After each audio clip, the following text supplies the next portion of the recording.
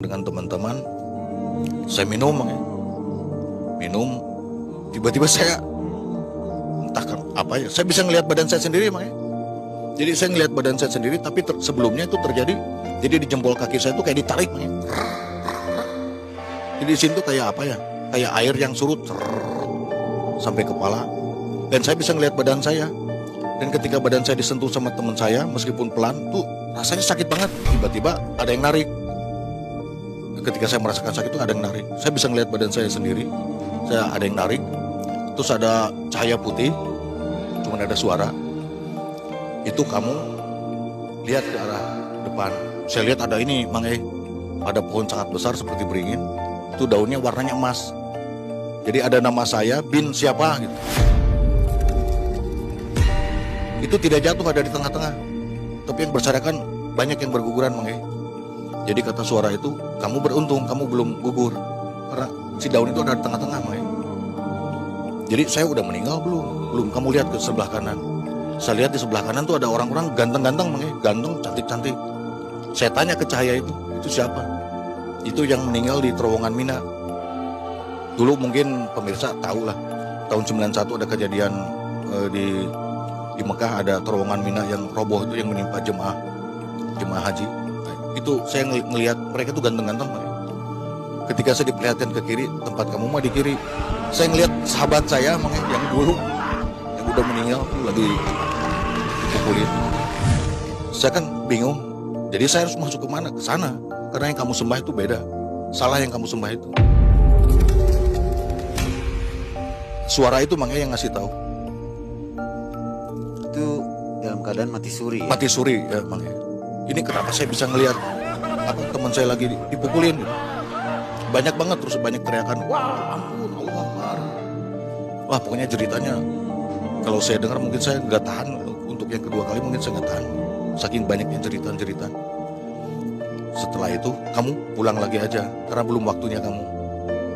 Nah ketika saya sadar, saya pegang-pegang ini, kayaknya ini boeh mungkin, Kan orang meninggal biasanya ada boeh, Tapi ketika saya pegang, bukan, ternyata saya masih di saung itu, saung di pinggir sawah. Karena kejadiannya mati suri itu saya di sawah. Gak ada yang tahu waktu mati. Pada lari semua karena ketakutan, ketakutan dimarahin sama keluarga saya. Jadi itu teman-teman mabuk lari semua? Lari semua ketakutan. Dan akhirnya saya sadar pas saya tanya, kok jamnya udah jam sore banget.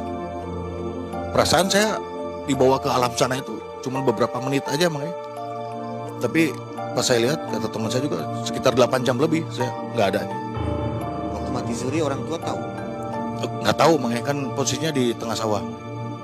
Jadi saat mati suri itu saya ternyata saya mohon maaf ya jika ada yang tersinggung pemirsa.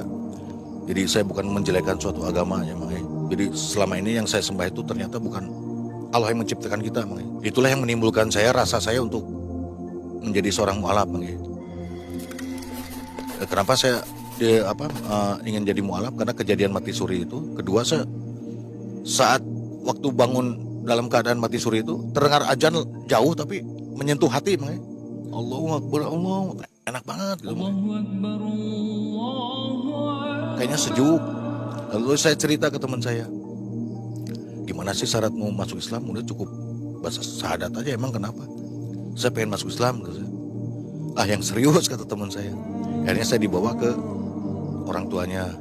Terus dari orang tuanya saya suruh ke Salatiga untuk disahkan untuk menjadi mu'alaf, Saat itu saya masih ingat puasa, Saya bilang ke teman saya, boleh nggak saya puasa? Boleh kalau kamu niat. Alhamdulillah dari perjalanan Cimahi ke Salatiga dalam keadaan puasa, Dari situ saya ngobrol ke saudaranya teman saya, akhirnya dibawa ke kiai di pesantren Keramat di Salatiga, dan akhirnya saya disunat, udah besar, sunat dan sah menjadi Islam, Dan di situ saya merasa sangat lega dan banyak mengalami kejadian yang luar biasa setelah saya masuk Islam. Ketika saya sudah memeluk Islam, jadi teman-teman kuliah tuh banyak yang ngasih sarung, sejadah, Saya bawa ke kamar, ketahuan sama ibu saya, saya diusir. Saya nggak boleh ada di rumah. Jadi almarhum ibu saya tuh bilang, di keluarga kita, turunan kita nggak ada yang muslim. Kalau kamu muslim keluar dari rumah. Saya keluar dari rumah makanya. Jadi saya hidup perjalanan.